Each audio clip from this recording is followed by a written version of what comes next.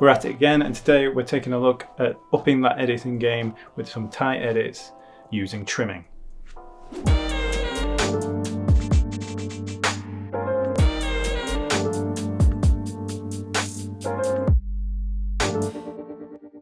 I'm Adam, and as I said, today we're going to be getting to grips with some trimming tools. Once you know these tools, they can make the editing process so much faster, and you'll be spending a lot more time making creative decisions rather than getting bogged down with every edit that you make. Speaking of time, let's get cracking and jump into a timeline.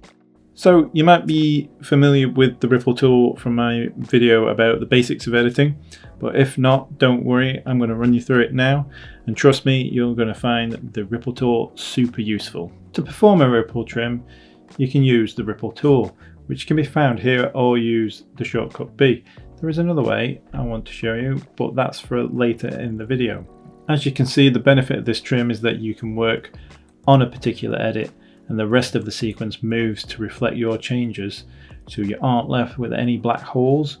Or if you extend the clip, you don't have to grab everything further down the timeline.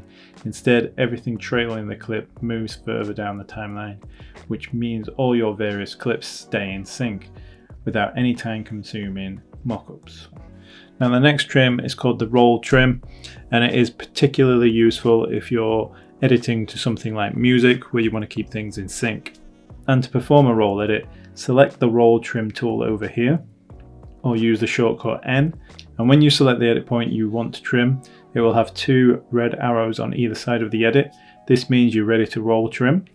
You can click and drag your edit point, or we can use the shortcut Control plus one of the directional arrows to trim by one frame, or use Shift plus Control plus one of the directional arrows. You'll trim by 10 frames at a time. A roll trim affects only the selected edit point. There aren't any changes happening to the rest of the timeline, unlike during the ripple trim. What we are doing is trimming the out point and in point of both clips at the same time. It's very useful for getting an edit point to land on a very specific beat. If you're trying to cut to music, or if you're dealing with a multicam shoot, for instance, this is a good way of choosing when to cut to your other angle without knocking the two cameras out of sync. Now you can use both of these trim tools within their own mode called trim mode, and what you'll find is that it's very quick and easy to make your trims, preview them, and then move on to your next edit, and you can just rattle through a whole sequence pretty quickly. To access trim mode, just hit Shift and T and you'll be greeted with this new window up here.